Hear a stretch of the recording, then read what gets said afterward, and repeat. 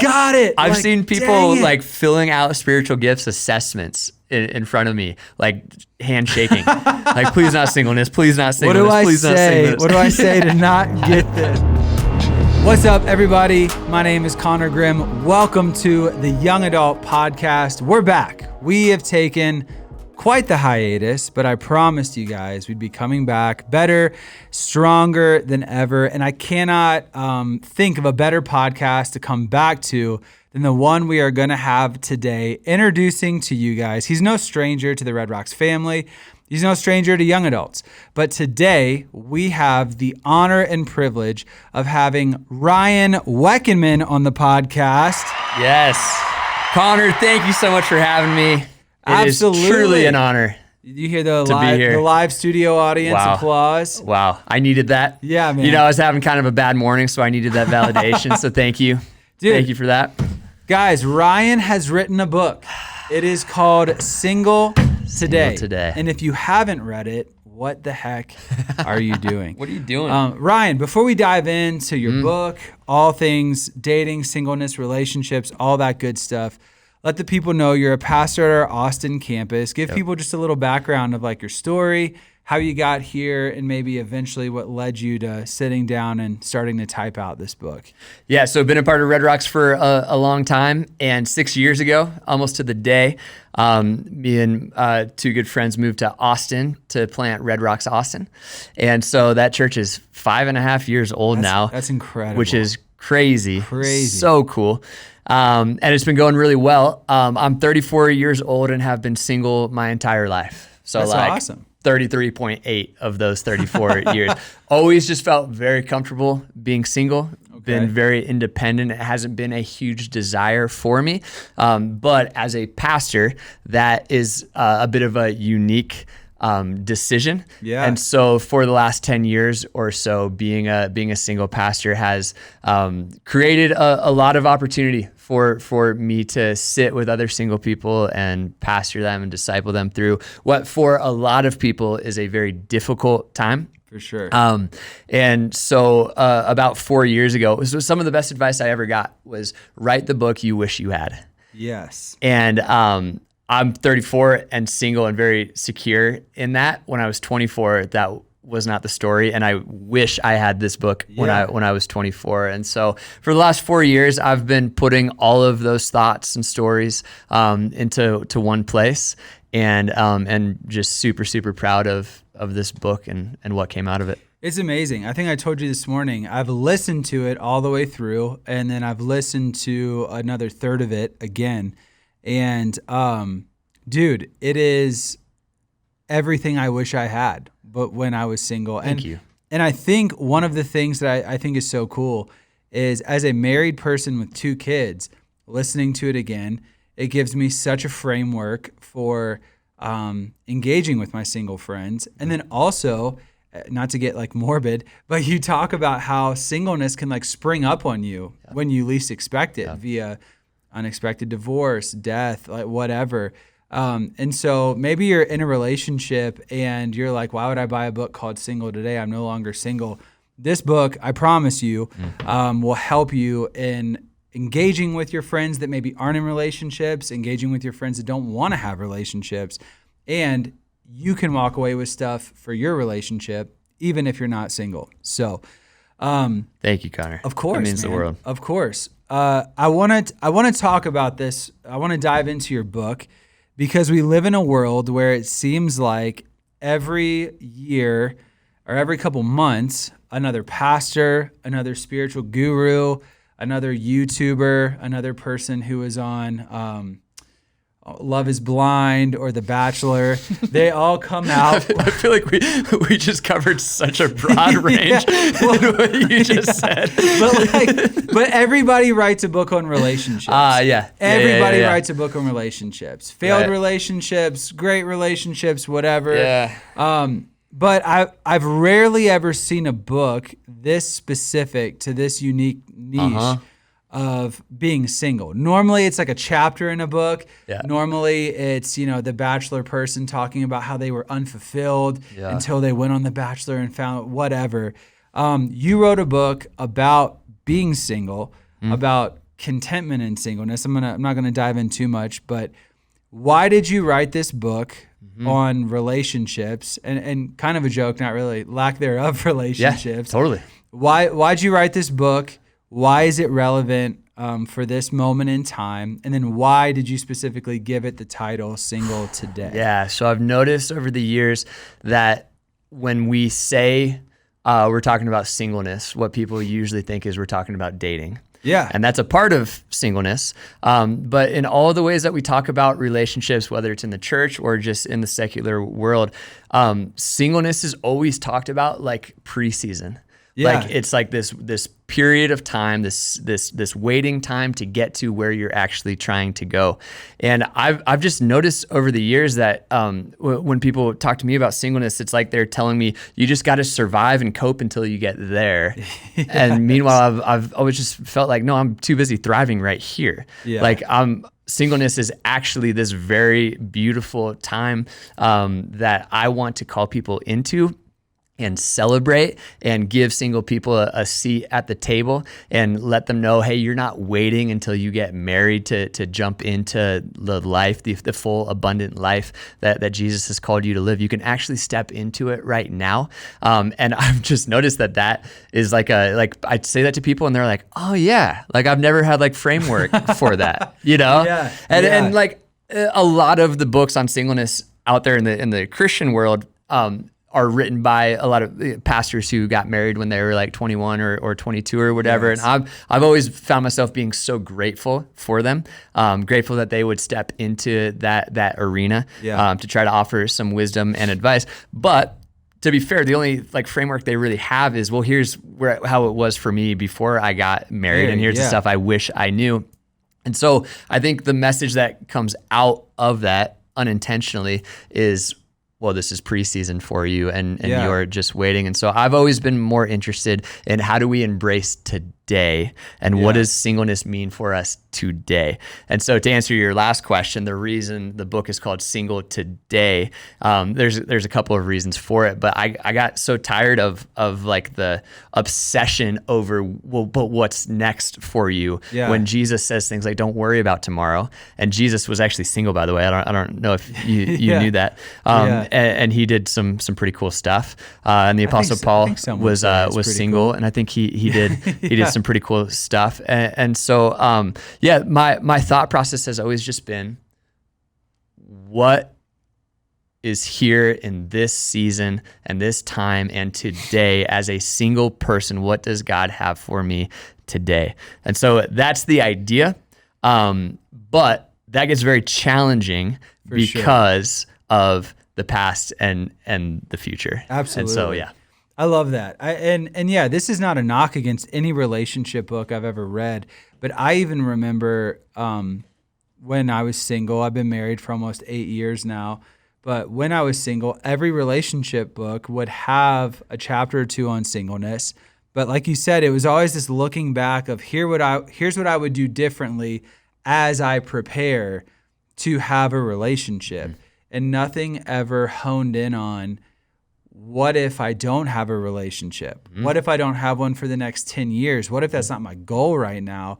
What if I don't feel like I ever want a relationship? Yeah. And I think that's one of the things that makes your book so unique is this is not a precursor or a book on prep on like how to best prepare yourself while you're single. Yeah. This is a book on being single and embracing and enjoying like every moment of that. Totally. Because if the only hope we're giving single people is, well, one day you might be married. Yeah. That like, okay, that's great. Yeah. But that can only go so far, especially in moments of loneliness and moments of rejection and moments of like, well, I don't see this like panning out for me right now.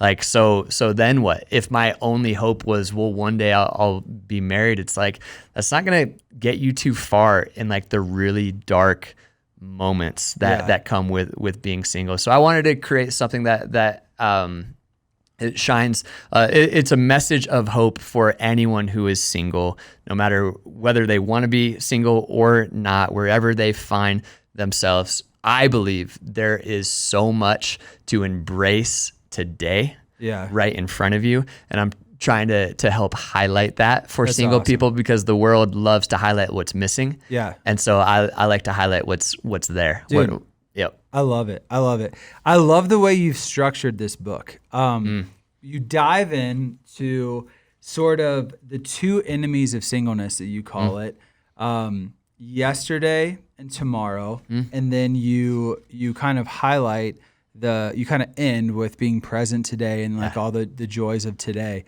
Where did you kind of come up with this idea of the two enemies of singleness, and how did you decide to write about them?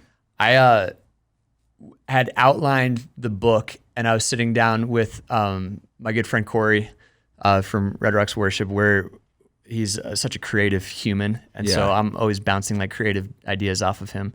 And we were driving one day, and I go, okay, let me walk you through this entire outline where it's at. And he listened, and he's giving feedback to all the chapters, and he's loving it.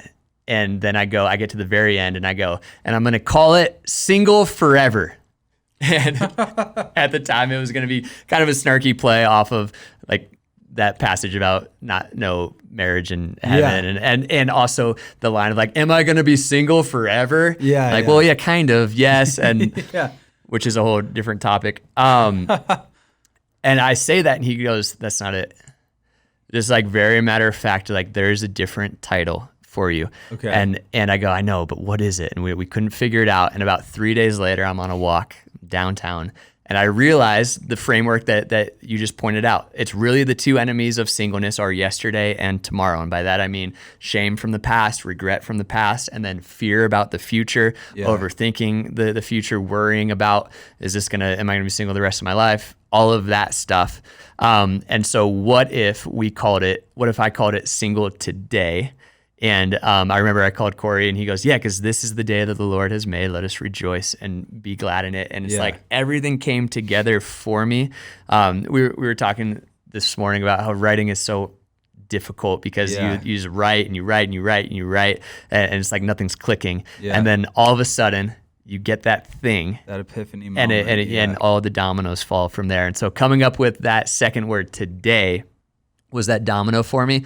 And it really allowed me to create a book that is more, it's about singleness, but it's also about contentment. Yeah, and it really is. Like a lot of my married friends have been telling me like how much they're getting from it as well. Yeah. Because the idea of the book is what's right in front of you today, and how can you learn to make much of what's right in front of you here and now. Yeah. And so, yeah, man, that's where that came from. But I've had thousands of, I always say thousands, that might be a exaggeration, at least hundreds, millions of pastoral meetings with other single people.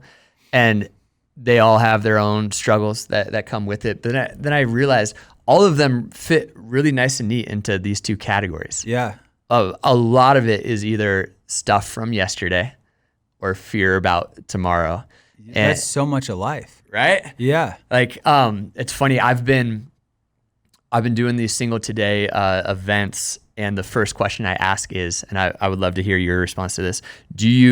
Every human spends time worrying about the future, worrying about tomorrow, and stressing about the past. Yes. But if you were to like chart it, which of those two do you tend to gravitate towards more? And it's been really interesting to go around the room and hear everybody's answer. Is it more overthinking stuff that happened before, or is it worrying about the future? And I'll tell you my finding, but first I want to hear your answer to that. What would you say? For me, it's the hypotheticals of the future. I always I'm like, on it, every test I take, I'm like, big picture, 10 years down the road. It's so hard for me to be present in the moment with anything, relationships, job stuff. Even sometimes like with my kids, I'll find myself thinking about like when Ezra's like in high school, whatever. Like I find myself so not present in the moment. A lot of my stuff comes from fears of hypothetical failures in the future. I definitely have some regrets from the past. A lot of them financial. Last night, Aaron and I were like, why didn't our parents tell us just to save like 10% of everything we made since I started lifeguarding at like 14 years old, whatever. Like, But I would say a lot of my stuff rests kind of in the hypothetical of the future. Yeah, totally. Does that align with your findings or not at all? Totally. What I've noticed, and this is with broad strokes, painting with broad strokes, is the most popular answer is the past until people are married and have kids. Oh, wow. And then as soon as, just by and large, when they start having kids, most of like the people who were there with kids said the future, which I think is really interesting. Yeah. Right. It's like, I think it's part of God's great design. Like be fruitful and multiply. It's not good for man to be alone. Marriage, have a family. It's one of God's beautiful ways, I think, of helping us get our eyes off of ourselves. But what's funny is like, as soon as you do that, then all of a sudden you have so many things to worry about the future.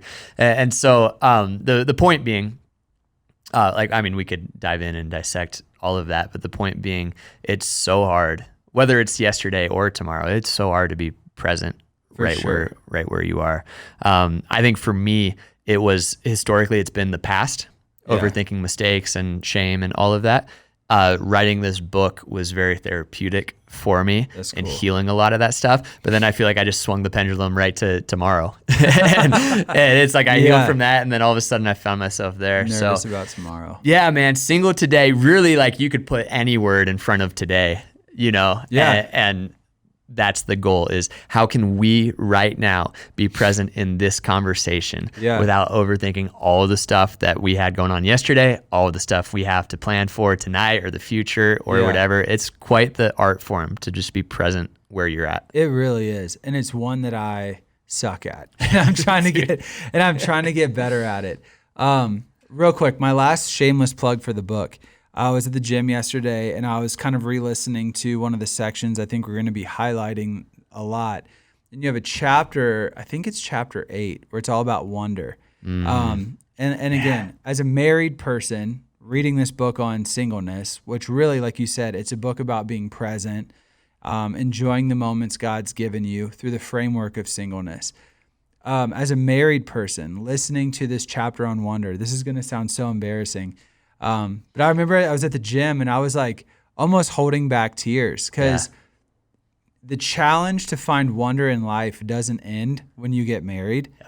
And while having kids makes it a lot easier because you see them discovering the wonder of life like every day, it's still like a fight and like a challenge. And so just as a married person reading this book with children, there was still, I took away so much from that chapter that I embarrassingly almost started crying at the gym. So it's not embarrassing. That's awesome. Yeah, no, it's amazing. So yes, I love the fact that this book really centers around presence, being where your feet are, seeing the beauty in every day and being grateful for that. But so good. I know a lot of our listeners, this idea of being single, not just being present, but like not being in a relationship is probably one of the number one things that we talk about, meet about. As a young adult pastor, relationship comes up. And surprisingly, I don't know if you found this, I think sometimes we stereotype girls as like the ones who are stressed out about not being in a relationship. I meet with a lot of guys that are just as stressed out about not being in a relationship. So it's definitely not like just a girl thing. But as I was rereading, listening to your book, one thing that I found was that I think you feel, or at least most of the time, pretty content in your singleness. What happens when a person has a genuine desire to be in a relationship? So, I mean, I don't want to speak for you, but I feel like today, if we're talking about today, you feel pretty solid about not being in a relationship. What if every day somebody wakes up wanting to be in a relationship and is fighting for that joy and that presence today? Like, what if that is a desire? I know that you tell a story about being at a wedding and like the anniversary dances and all that. And what it does is it creates this like timeline in our head of like, you say in the book, like, well, if I don't get married today, I won't be married. I won't be the one dancing at 25 years, 30 years, 50 years, whatever. Where do you find that balance, I think, of having desires, having maybe not like a timeline, but like a dream, a plan for your life, and then being content, waiting on God, enjoying your life today? I feel like that's something we could dive into for a long time. My goodness. But I think sometimes when I hear single today, be present, I think my initial thought is, how do I kill the desire that I have so that I can be present? You know what I mean? Yeah. So how do you not kill that desire, but be present while still kind of like being okay with your timeline not looking exactly how like you thought it would look? Such a good question. First, don't kill the desire. The desire is from God. Yeah. Second page of the Bible. Sometimes I worry that because I'm always talking about singleness and I'm just sort of wired in a way that I feel very comfortable with it, that people think I'm against marriage. And actually nothing could be further from the truth. Yeah. It's not good for humans to be alone. I push people towards marriage. I'm a huge proponent of marriage. I officiate weddings all of the time. I'm all for it. Yeah. I just happen to be positioned in a way where I can pastor people who aren't married, which is like 52% of the population or whatever it is. The numbers are always changing. And so what I would say is the thing I'm most proud of about this book is it doesn't hold back from the difficulties that come with singleness. Yeah. Singleness is really hard. And if I accomplished anything, I think it's letting people into my journey and my own insecurities and my own struggles with it, of asking questions like, is there something wrong with me?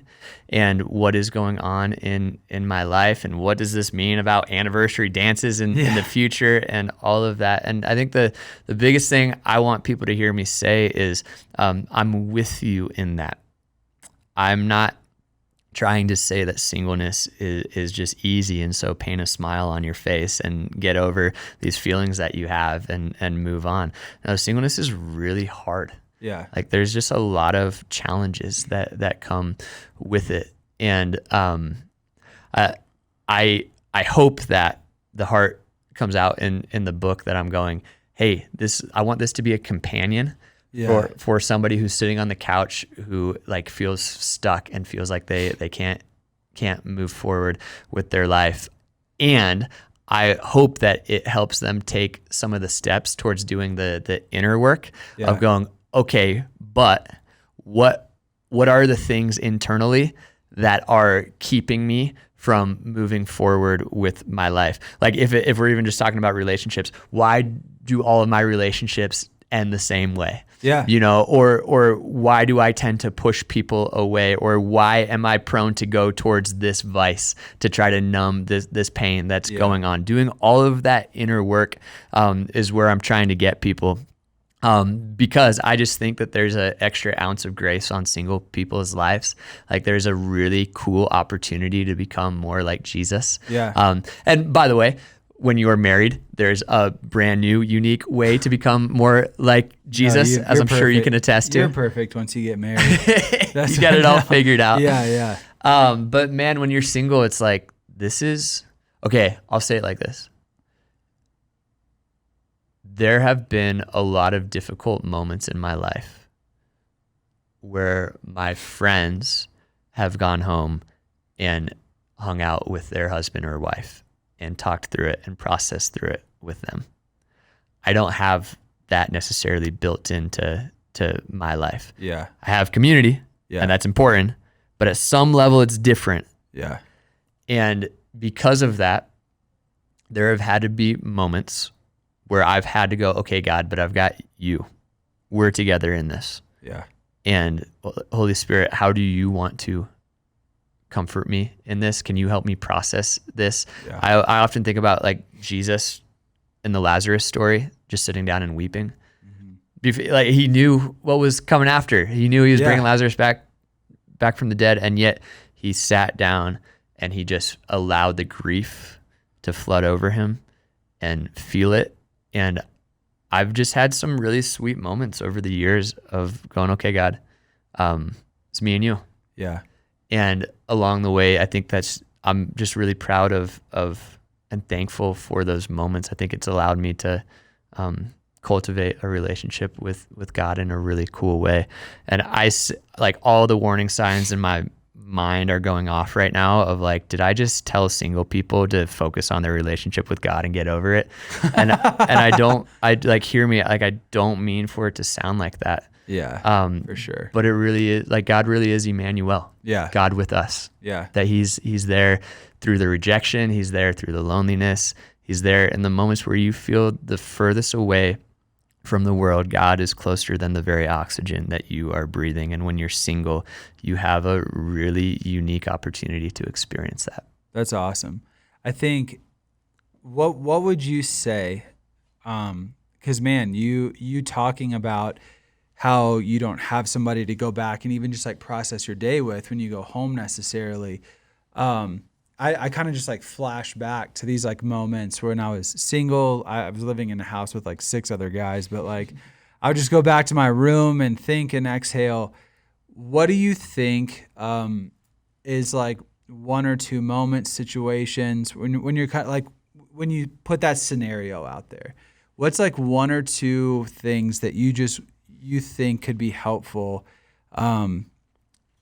like that a single person would maybe want their married friends to know? Like when you throw, because yeah, I know we kind of maybe like had that question near the end. We'll readdress it, but when you brought out that whole like, yeah, like my friend might have somebody to go back to and talk or process. I don't have that. I have God, which obviously is more than enough, but in the moment, sometimes it might not feel that, like, yeah. You know what I mean?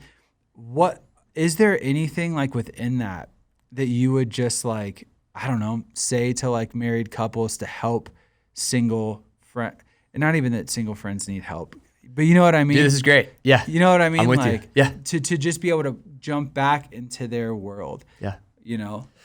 One of the phrases I love is single, not alone. Yeah. And so I may be single, but I am spoiled with community. Mm-hmm. I have really, really good community surrounding me. But I've worked really hard to cultivate that community. Yeah. And my married friends have worked really hard to include me in everything that they do. And we have on both ends have had very courageous conversations with each other. Yeah. That sounds something like, hey, I know you are now in a different life stage. You have kids, you're married. Like I want to be invited to that thing. I want to be a part of your friends' lives. I want to be, it's not weird for me. And if it's not weird for you, I would love to be at that thing or whatever it is. Yeah. We've had a lot of those conversations over the years.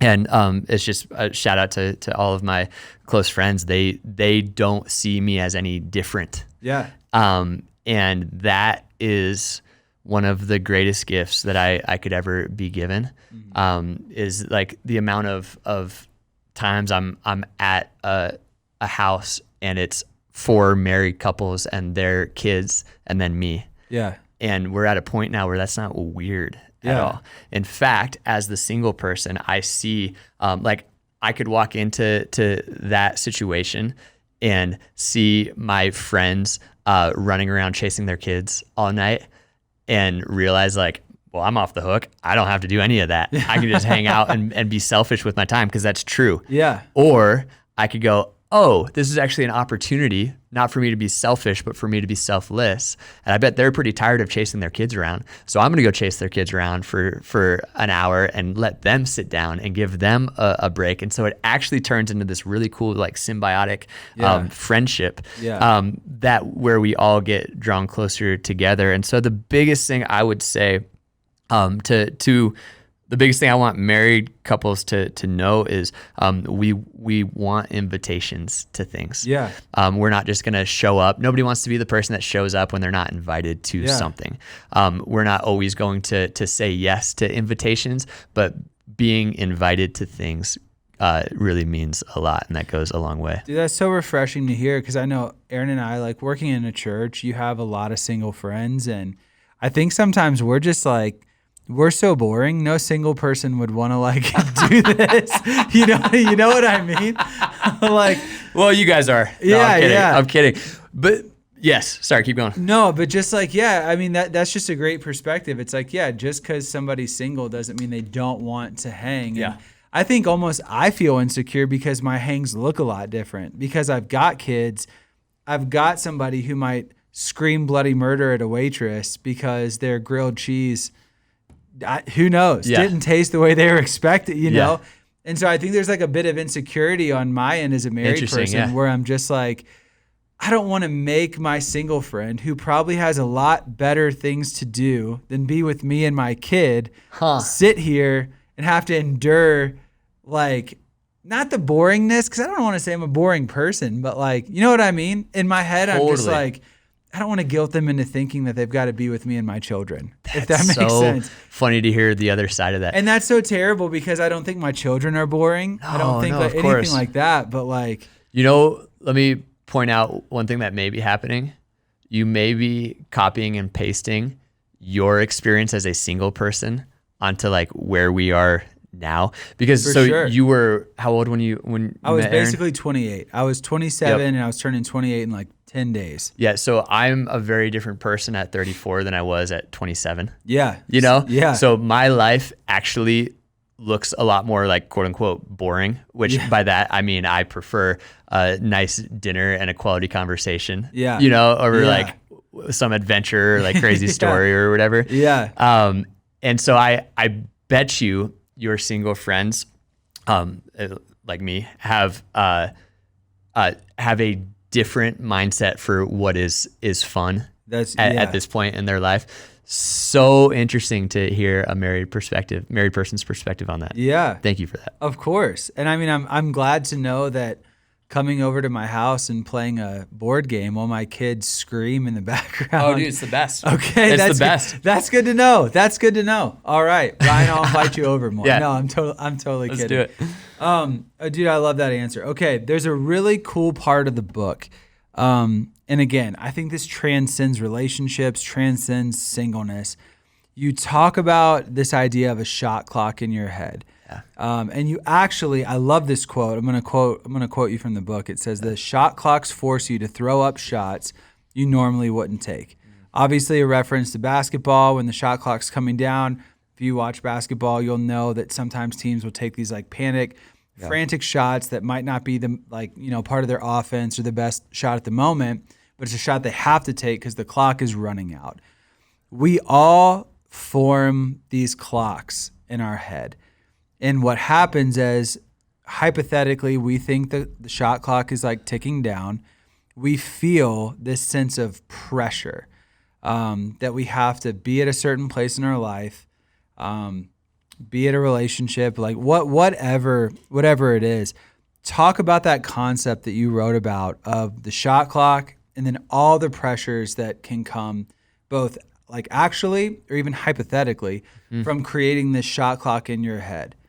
Because I thought that was one of the most relevant topics for life, but also for dating, relationships, specifically singleness. That's something I dealt with a ton in my season of being single.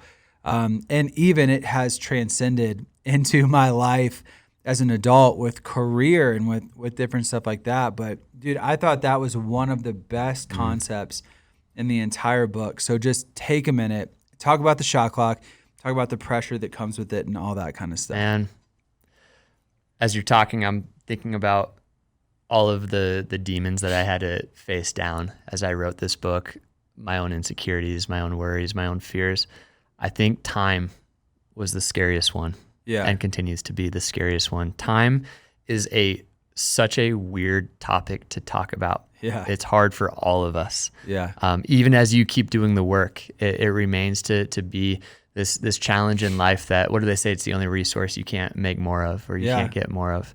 And like you look at YouTube, half the YouTube channels out there are like, here's how you can buy yourself 5 more years or 10 more years, or like longevity is this like huge thing. I think that's a symptom of us all being terrified of dying and of getting older and all of that. And so I think a shot clock is such a good metaphor for it. I didn't put this in the book, but when I was in high school, you played basketball in high school. Did you have a shot clock? Yes, I did have a shot clock. How many seconds were on it? Was it 35? Maybe. I know it's long. I know it was longer than like the NBA shot clock, which is 24, I believe. 24, yeah. Yeah, so let's say 35. Playing basketball in high school in Colorado, at the time we didn't have a shot clock. Okay. And so like our offense was very much like it was slow moving and we were like waiting for the right shot. Well, we get on a plane and we go to California for a tournament and we show up and they have a shot clock and we're looking at it like, what do we do? And we got smoked the entire tournament because we kept having to throw up these awful shots. Yeah. It's because we weren't used to time running out. And when time runs out, you start taking shots that you wish you hadn't taken. And I've thought about that in the lobby of just about every church I've ever been in. Yeah. It just feels like there's this like shot clock up in the sky. Like Gabriel's like 5, 4, and everyone's like, oh, I gotta ask her out. Oh no, I didn't ask her out, Yeah. And then what happens is it puts so much pressure on dating. Yes. You do get a date and suddenly you both feel like you have to figure out if you're going to get married by the time you finish your latte. Dude. Yes. Because time's running out. Yeah. 5, 4. And when I read Jesus, he just wasn't, the shot clock had no power over him. Yeah. He saved the world. And yet he would like walk to a wedding. Yeah. And like hang out for several days.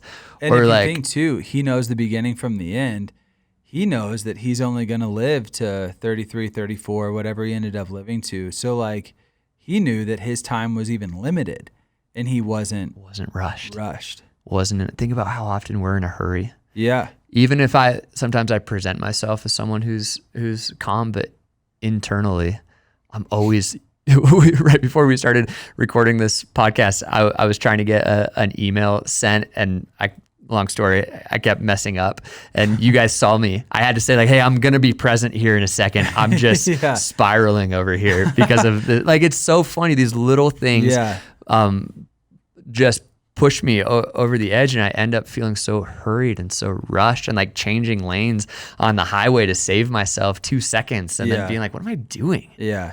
Time is a wild enemy.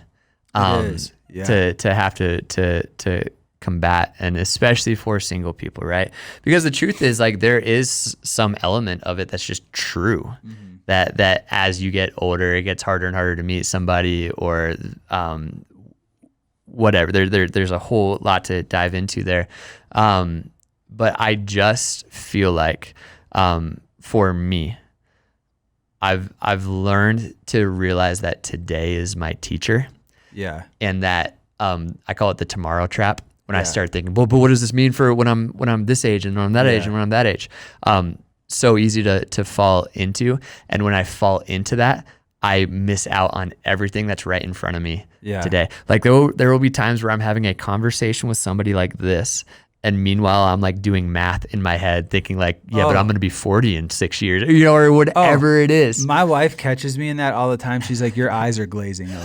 like she's like, I can tell you're in a whole different universe right now. You're in the future. And somebody will just say something that sparks like, oh my gosh, like when I'm like 42, I saw myself doing this. Am I on track for that? Am I like, you know what I mean? Dude, it's so real. It's so true. My favorite line in the book, I think, permission to change my mind, but my favorite line in the book is wonder mocks the tomorrow trap.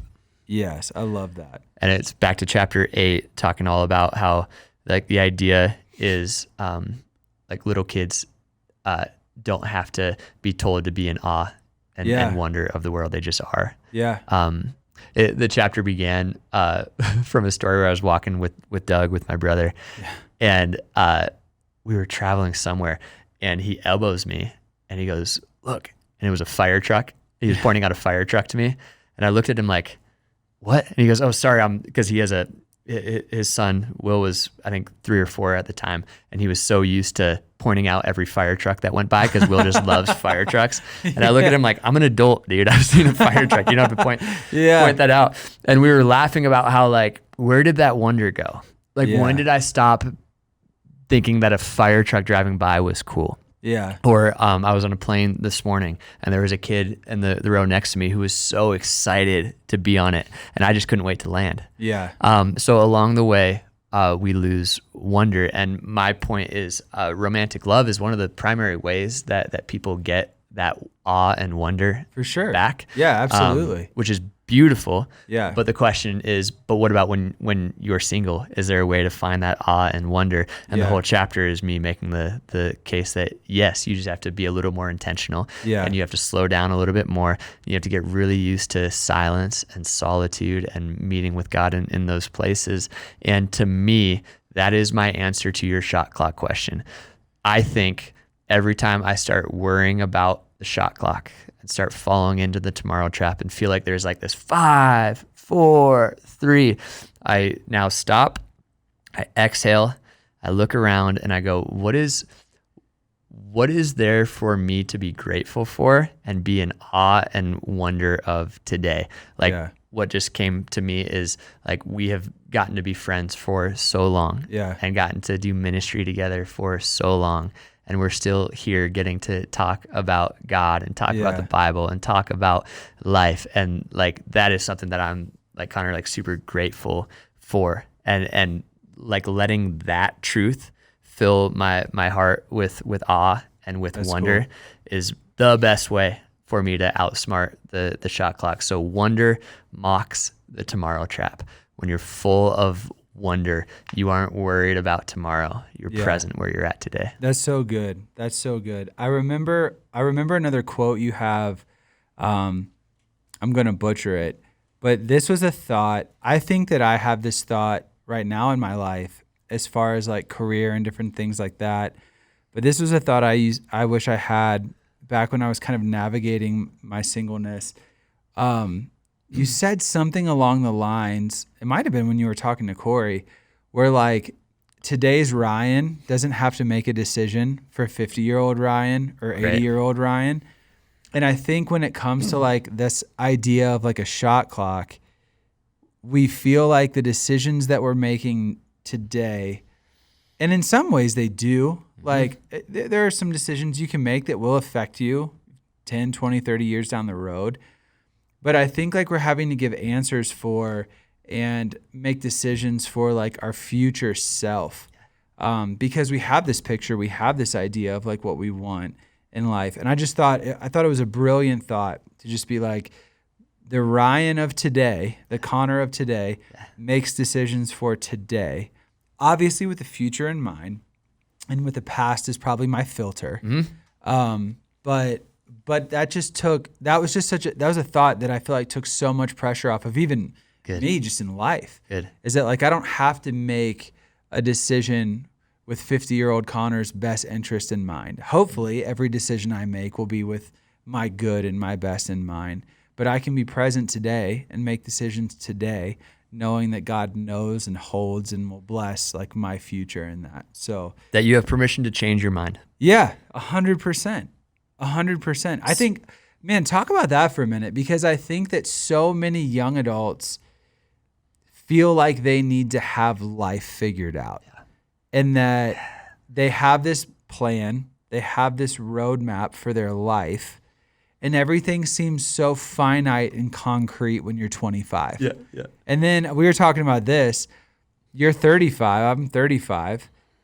And I've just realized I don't have life figured out. Like we were joking about this, but my wife and I always make these jokes. We'll put our girls to bed.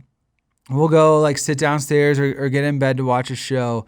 And one of us will just be like, how wild is it that our 2 daughters think that we have life figured out? So if good. they only knew how little we knew Mom about and Dad life. know everything. Yes. They would be so wildly disappointed in our understanding of life, taxes, like just name it. You know what I mean? How does it even work? Yeah. So that was just such a beautiful thought, and I don't know, I just loved it. Thank you and I love for the sharing that. To change your mind. That's so This powerful. is what's on my heart. I feel like there's somebody watching this who in their mind they're going, well, I'm not going to pursue marriage right now. I'm going to first figure out my life.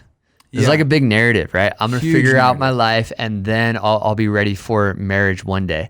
And I think the misconception there is that you think you're going to figure out life.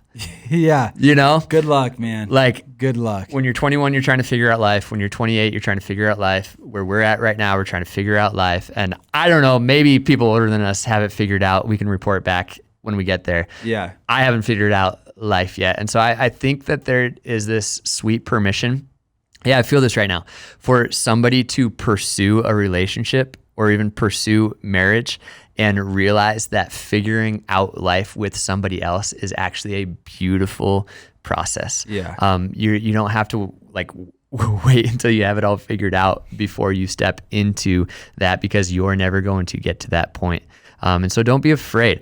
It's funny, I'm the single guy who's always seemingly like pushing people towards relationships and marriage these days, but it's just true, man. I want that for people, and to realize that realization for me came from a question Corey again asked me. We were eating pizza one day, and he said, "Do you want to be single the rest of your life?" And he watched me hesitate, and he goes, "You know, you have permission to change your mind, right?" Yeah. And it was such a freeing moment where I could go, because my honest answer is yes. Mm-hmm. Today, Yeah. that's my answer. Yeah. And if tomorrow I change my mind on that, I no longer feel like that would be an inauthentic thing to do. Absolutely. Right? Yeah. Where I go, hey, this is where I'm at today Yeah. in 2024, right? James even says, like, who are you to say tomorrow I'll go do this? Yeah. Right? We don't know. Yeah. We don't know what's going to happen. Give yourself permission to be all in with where you're at today. Yeah. Knowing that if you change your mind tomorrow, that doesn't make you inauthentic. Yeah, absolutely. I think this is a good sort of caveat. We're going to jump around questions here for a minute. But talking about like, do you want to be single forever or whatever? Yeah. There is, I don't know, and this will maybe be a follow-up question. I don't know. I'm sure nobody who's not in church or a follower of Jesus would get this reference necessarily, but there is this looming curse hidden as a gift that so many young adults fear. Yeah. Like it's like an Achilles heel that you don't want to be like touched with. There's this idea of the gift of singleness. Yeah. And I'm sure I've probably even asked you, like, do you feel like you have the gift of singleness? You know, and I've counseled young adults in tears, being like, I want a relationship so bad, but I think I have the gift of singleness. You know, it's like you got an STD or something like that. You're just like, Frank, I didn't want this at all, but dude, I got it. I've seen people like filling out spiritual gifts assessments in front of me, like handshaking, like, please not singleness, please not singleness, please not singleness. What do I say to not get this? When people you? Fudge their like, personality stuff, like, dude, nobody's ever filled out a personality assessment authentically and honestly. No. Everybody knows what they want to be, and then they try to answer it that way. Yes, but maybe you're a young adult, you're listening to this. I've preached messages on this. I'm sure you have too, about this idea of the gift of singleness.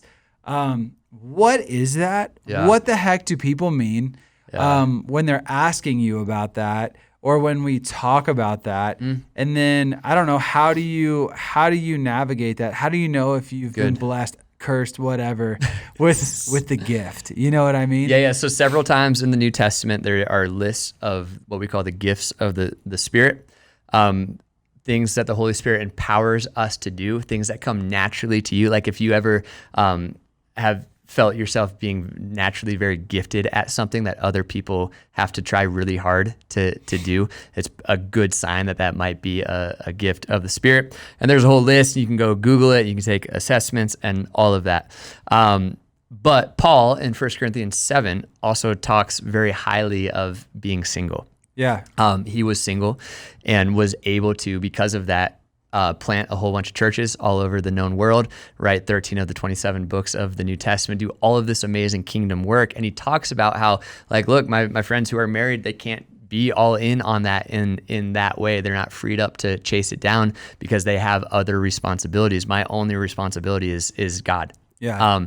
And so he actually says like, this is an amazing thing, which I agree with, and it's true. And I've experienced that in my life. The problem is we've like copy and pasted forever on this thing called the gift of singleness. And now all of a sudden people are worried that they have this curse or whatever, which, and so what's funny is like, okay, you may have the gift of hospitality, but that doesn't mean like you're doomed and destined to throw a nonstop party every moment for 24/7 for the rest of your life. Every day you have to have somebody over. And so I get that question all the time. Do you think you have the gift of singleness? And I've learned to flip it.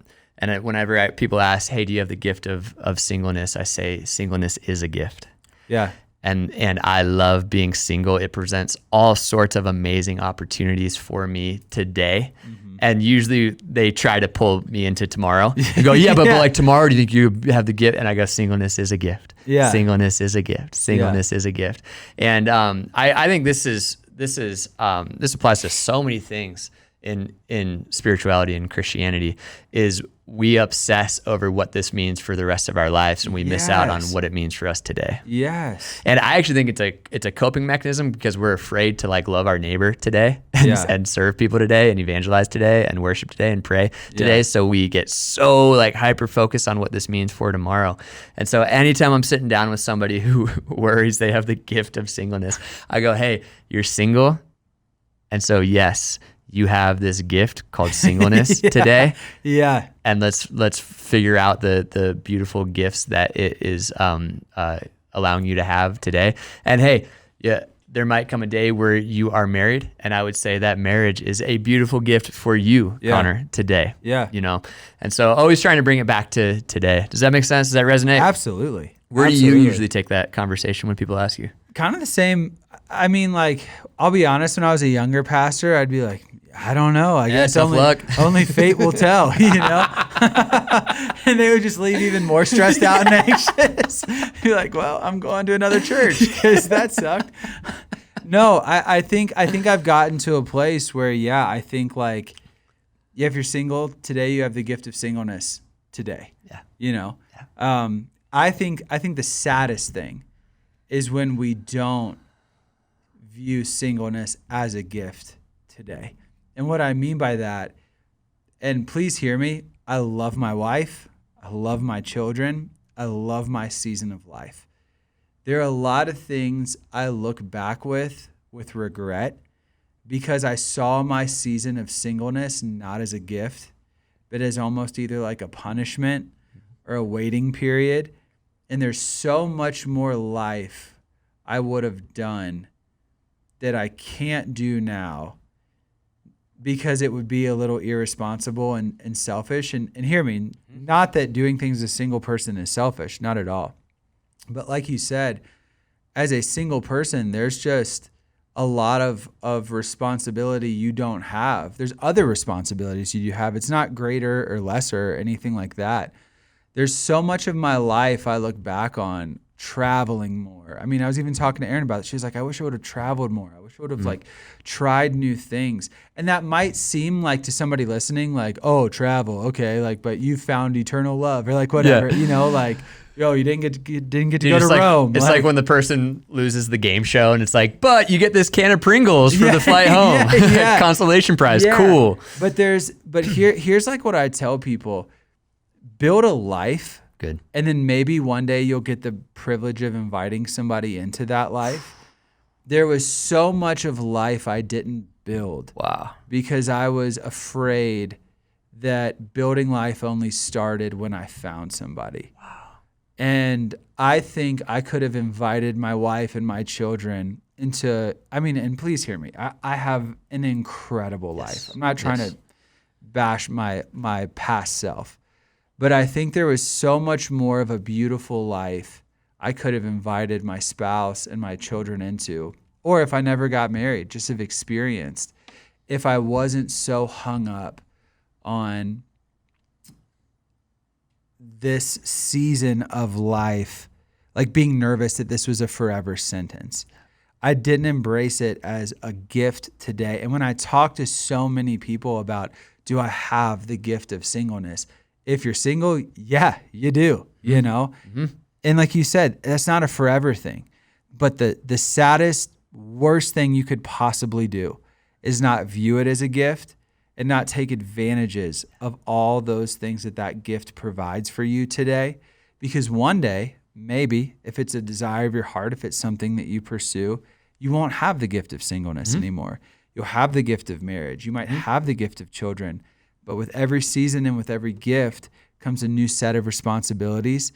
And I mean, not even singleness to marriage. There's things as a married couple that Aaron and I can't do anymore because we have children. Like, it's not just crossing the line from single to married. There's a new season when it comes from married with kids. There's a new season, I'm sure, when it comes from kids out of the house. Like, you know what I mean? Like, there's beauty in every season. Every season is a gift. And the worst thing that I think I did, and that I would advise somebody listening not to do, is don't get so obsessed with the next season that you miss out on the life that God wants you to build in this season.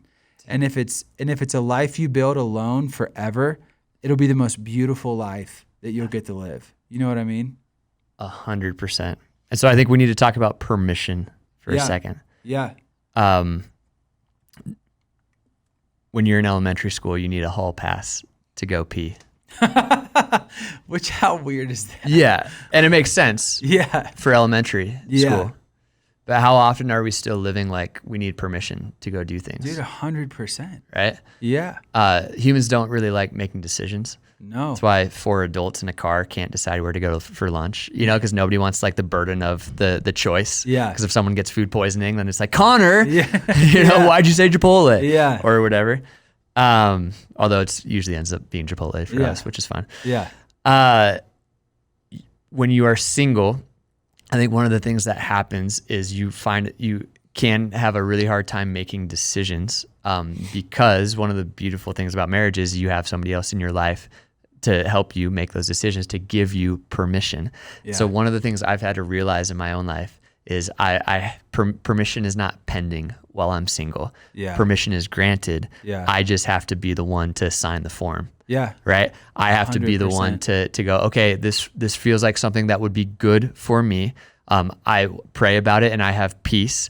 And so I'm going to be the one to go do this. Like, we all have the single friend that's been talking about taking that one trip for years and isn't anywhere closer to saving up any money to go do it, or starting that business, or chasing after that dream, and just talks about it it's like every check-in is the same. They just keep talking about it. It's because they feel like permission is pending. And one of the things I am trying to communicate in the book is permission isn't pending, permission is granted, but you have to be the one to step up and do it. My favorite example is my friend Janelle, who has had a desire to be a foster mother her entire life. That's so cool. Since I've known her. And she's talked about it for years. Well, about 3 or 4 years ago, she realized, hey, I don't have to wait until I'm married to go step in and do this. Like, there are kids who need a safe home now. Yeah. And so she has been a foster mother for several years now. And it's harder for her as a single person. She has to rely more on her community, but she's doing it.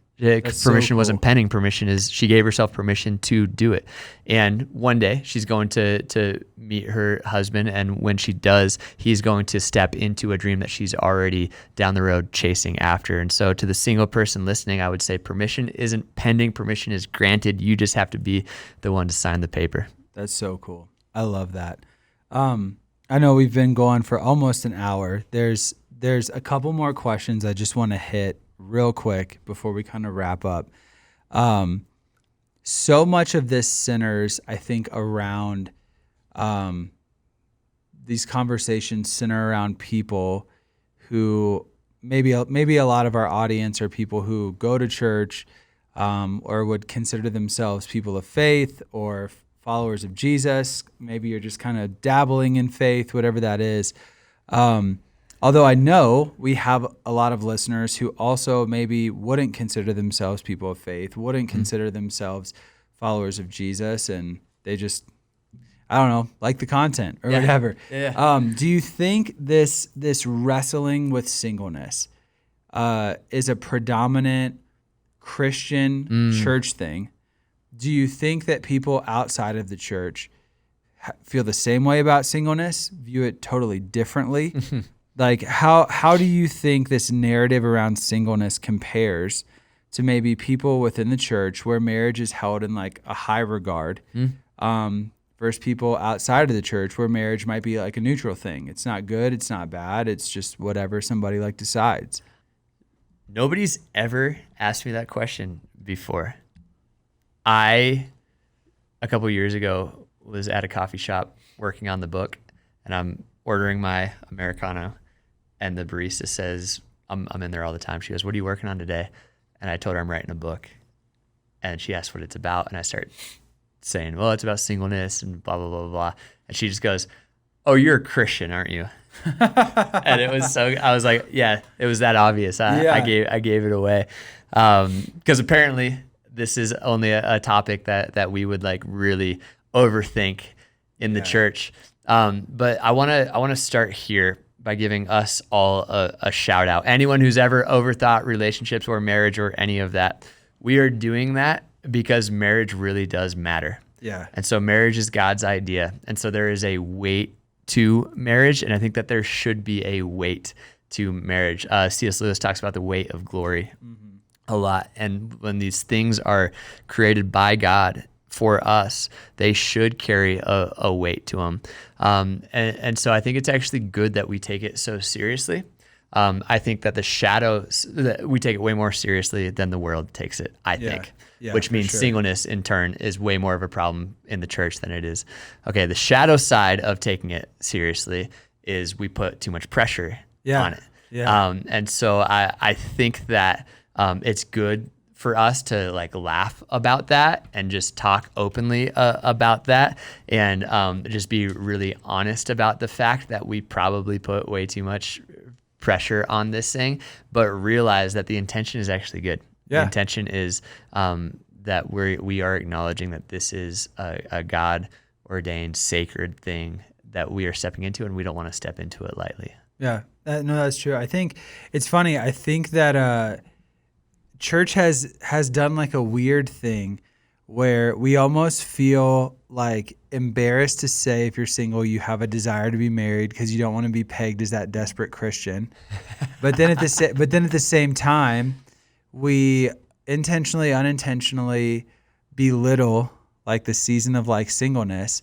And so I feel for everybody who is single as a Christian, desiring to be married, because you're in this catch-22 where you feel the pressure of wanting to be married. I have to want this, but not enough to where I come off as desperate, but I need to be honest about how I'm feeling. But if I'm too honest, then I come off as like the weird guy that they're going to flag and not let in young adults anymore, like all that stuff.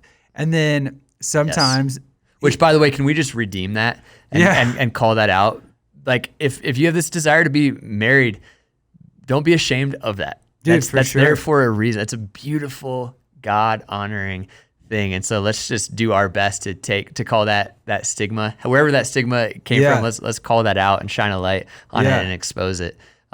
Because I again, marriage is a beautiful thing. Continue. No, it's a beautiful thing. I just think we've created this really weird pressure. I'm going to speak specifically to like the church world and to like Christians. How do you feel like that pressure has translated into dating? I know this isn't necessarily a dating book. This is a book on contentment and singleness. This isn't a book with, you start at single, you end at married. This is about starting and ending at single, and I think that's great. But I think that pressure, you talked about this on another podcast. I think you talked about intimacy and intensity. I kind of think the way we've dealt with this in church is we've replaced intentionality with intensity. We talk, we were kind of joking at breakfast, but there's so many people who will do a series at Young Adults on dating and relationships. We'll talk about being intentional, knowing what you want, and we'll have people be like, well, I took them to coffee and I told them that I wanted to be married with 4 kids. This is what I wanted to do with my life. I mean, I'm guilty of this with my wife. And they've walked away. Wait, is that what you said on your first date? I told my wife that I know what I want to do with my life. Yeah. I know I want to move and start a church one day. And before this relationship can continue, I need to know if you're cool with that. Yeah. And then her answer, rightfully so, was, well, this relationship can't continue because I don't know you. So I'm not gonna.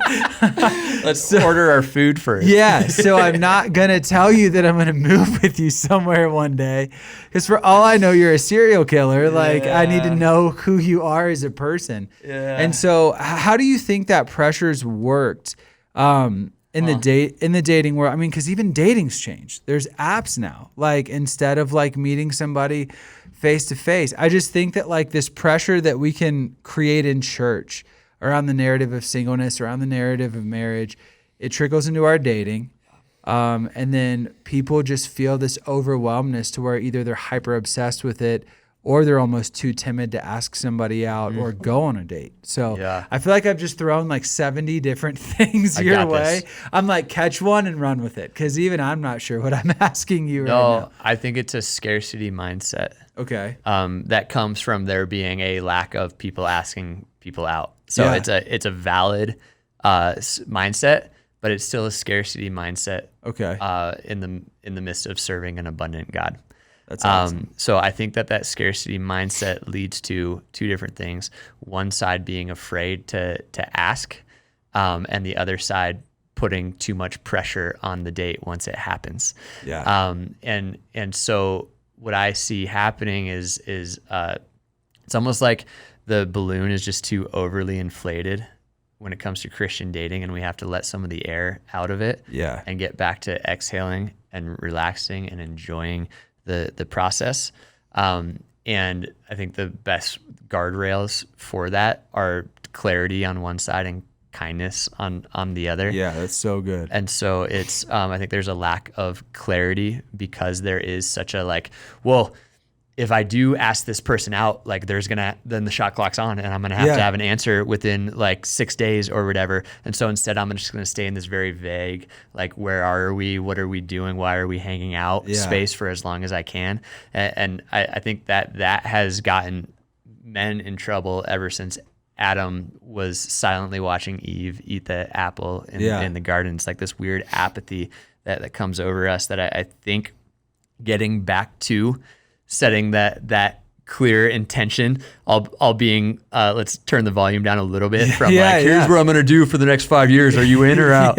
But more of a clarity of saying like, hey, I really enjoyed hanging out with you. Thank you for going on this date with me. I would love to go on another date with you if you are up for that. Or, hey, thank you for your time. I don't see this going any further, and so I'm not interested in another date, but I really honor that we did this. Two very different answers, but both have clarity in common. Yeah. But you can do that and still be kind. Yeah. And this is like, I get people to say to me all the time, well, like, clarity is kindness. And it's like, not the way you just did it. Like, there was nothing kind about, like, you can still be kind in the way that you deliver news. And you can watch what you say to your friends. Yeah. We can watch the gossip that happens in the group texts that happen, because it's very, like, love is such a hard thing. Mm-hmm. It's such a vulnerable thing. And trying to navigate it, especially at like young adults, can be so complicated. Yeah. That it can be so easy to like, so you feel like one wrong word and you're like exiled from the whole thing. And I think if we take some of the pressure off of it and realize that with both clarity and kindness as our guardrails, or I call them God rails, that we can step into dating with a lot more confidence. That's awesome. I think that will do wonders for the scarcity mindset that is surrounding dating. But then again, I'm the last person who should be giving dating advice, so what do I know? You wrote a book on singleness. Come on. No. We're kind of a little short on time, but there's two other questions and some rapid fire questions I want to throw your way. Okay. I don't want to give too much of the book away. However, scattered throughout the book, you have these things you call Mary's interludes. Yeah. What is the heart behind those moments, and why Mary specifically? Well, I'm a Bible nerd, first off. And I love, I do a podcast with my friend Keith called Stories in Scripture, where we just tell stories in Scripture. That's awesome. And that's like, I just love helping to bring the Bible to life for people. And so, there's 3 times throughout the book where it kind of breaks and it tells Mary of Bethany's story. And I realized I was reading her story one day, which, by the way, there's no mention of a spouse for her, of a husband for her in the Bible, and so I'm just assuming that she's single. But I've noticed that she has 3 interactions with Jesus, and they line up really nicely with the framework of the book. So the first one is the famous Mary and Martha moment, where Martha is serving and Mary is just sitting there with Jesus, who was a rabbi, listening. Which, when you were sitting at the feet of a rabbi, that meant you were being sent out to go and do likewise. And so she's getting this like beautiful call into ministry. Yeah. And I would imagine if she's anything like me or any other human that's ever felt that call, immediately she's thinking about her past and the way that it disqualifies her. Yeah. And all of the reasons why she doesn't belong. And yet Jesus makes room for her at this night, and even tells Martha, hey, Mary picked the better portion here. Yeah. Like, you should do what Mary's doing right now. Sometimes I wonder if the reason Martha was serving so much is because she was nervous to sit down and learn the way of Jesus. Then go and do likewise, right? Yeah. So that's how I bookend the yesterday part of the book. And the second interaction with Jesus is the Lazarus moment. Her brother Lazarus dies, and Jesus comes into town. Yeah. And so beautiful, meets Martha, who is this like say it how it is. Yeah. With truth. Yeah. Right? Yeah. I am the resurrection and the life. Yeah. But then meets Mary with nothing but grace and space. Yeah. And sits down and weeps with her. And anyone who's ever lost anyone knows, which is all of us, the hardest part of it is the thought of facing tomorrow without that loved one. Yeah. And I love that Jesus knew the end of the story. He knew what he was about to do with Lazarus, and yet he sits down to weep, I think, to give us permission to grieve. Yeah. And there's a lot here, but I think one of the reasons we get so caught up being afraid of the future is because we're afraid to grieve the past and grieve what we're actually feeling and allow ourselves to feel those feelings. And so instead we just worry that we're going to repeat the pattern in the next relationship or whatever it is. And so I've always just loved that Jesus, even though he knew what was going to happen today, gave Mary space to grieve tomorrow. And then the final encounter is her running into the room with that expensive oil, and breaking it and anointing Jesus. And Judas is even there going, what are you doing? Like, we could think about how much we could use that in the future. Yeah. And I just see Mary going, who cares? Today. Jesus is in front of me today. Yeah. And so I'm giving my life fully fledged, diving headfirst into whatever I can do to honor and worship Jesus today. I'm going to do that. And so to me, that's a kind of a beautiful place that she gets to at the end of her journey that we have recorded of her going, I'm just all in on worshiping and serving Jesus today. Yeah, that's awesome. And so Mary just felt like a really fun way to kind of weave her story through the book. And I'm really proud of those interludes. That's cool. Yeah. I love how you animate them as well. Like I love, and specifically describing the one about Lazarus, you bring like her emotion to the story. And I know a lot of people would be like, well, it's not like described in there or whatever, but like she's a human being. Yeah, what do you think she was doing? Yeah. Like I think we have these pictures where people were like, she just somberly was like, Jesus, if you're only here, be like, no, dude, she's probably pissed, upset, sad. Like, and I love how you bring that personality to that moment. Thank you, man. It's really cool. Thank you. All right, we've got 5 rapid fire questions. Whoa. Give me first thing that pops into your head, maybe 30-second response, and then we'll wrap this up with one final question. So, love it. Rapid fire. Here we go. You're very good at this, by the way. Oh, thanks, man. Such a good interviewer. What number is this? What episode is this? 102? Yeah. Or 103? Y'all are amazing. Something like that. Good work. Something like that. Thanks, man. We do our best with the little talent that we have. Okay, rapid fire question number 1. What's the worst advice somebody's given you about either being single or as a single person? I I really would like to see you married a year from now. Nice. just copying and pasting the shot clock onto my life. No pressure. Like he just turned the shot clock on and it started counting down from there. That's amazing. That's awful amazing. advice. That sucks. Don't do that. Is there anything that you believe is experienced better as a single person than in a relationship?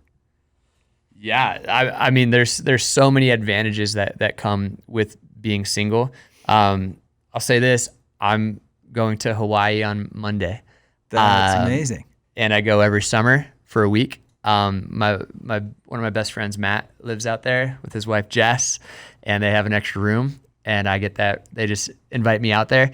And Doug and Ethan are great friends with Matt too, and they would love to be there, but they never get to go because they have a wife and they have kids, and I don't have to worry about any of that. And so I choose to take advantage of those advantages. That's amazing. Okay, what's the best song that you know of to maybe get you out of a funk if you're stressing about the future? When it comes to like relationships or just anything in life, what's the song? What's your go-to song? I'm wired different. Okay. Because I'm this will surprise no one. I'm not like a very romantic person, obviously. Okay.